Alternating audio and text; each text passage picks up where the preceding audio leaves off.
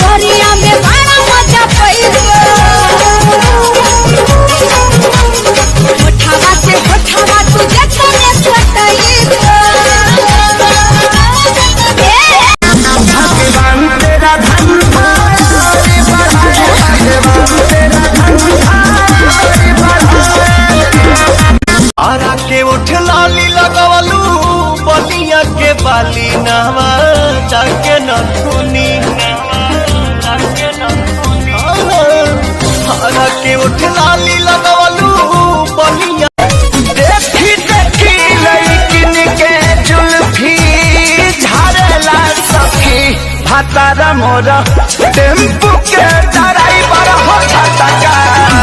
मरला सखी काहे ले लो महजायरहू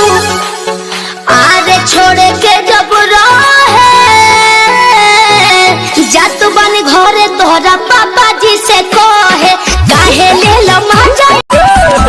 खालो हे राजा हमार फल बड़ मसिया सर्दी जुकाम कबो होई ना खसिया कि तहरा हमर दुनो बैलून साला धुक धुक करे सैया ऊपर कब नीचे हाथ डाल बीच बीच जब हला करी मुंह धक चुप चुप करे बगल में हाथ लगाओ बगली धोले ना हाथी के सोहे बड़ा मशहूर बाए जब से गैला छोड़ के तू दिल्ली जब से गैला छोड़ के तू दिल्ली राजा हो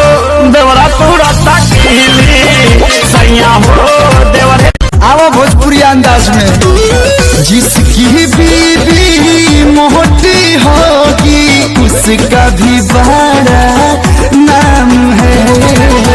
पलंग पर सूता मन के संभार हवे महाना संभान फेरा में जब परबत हो जाय बचिया अब कोरा कोरा भरल भाभी तोरिया चुम्मा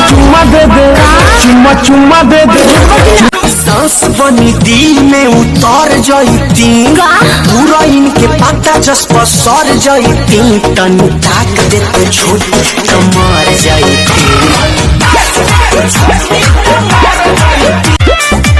चलो पहुँचा दी बैठ जाना है पर चलो पहुँचा दी बैठ जाना है पर सुननी जानू का दो देवे जैसे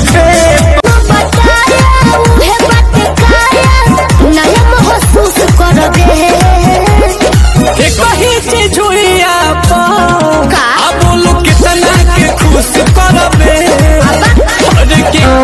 चढ़ब न फेरू सफरिया पिया काल्हे से उठे दरदिया पिया कमरिया पिया कमरिया पिया भइल बालक के जब से गैला छोड़ी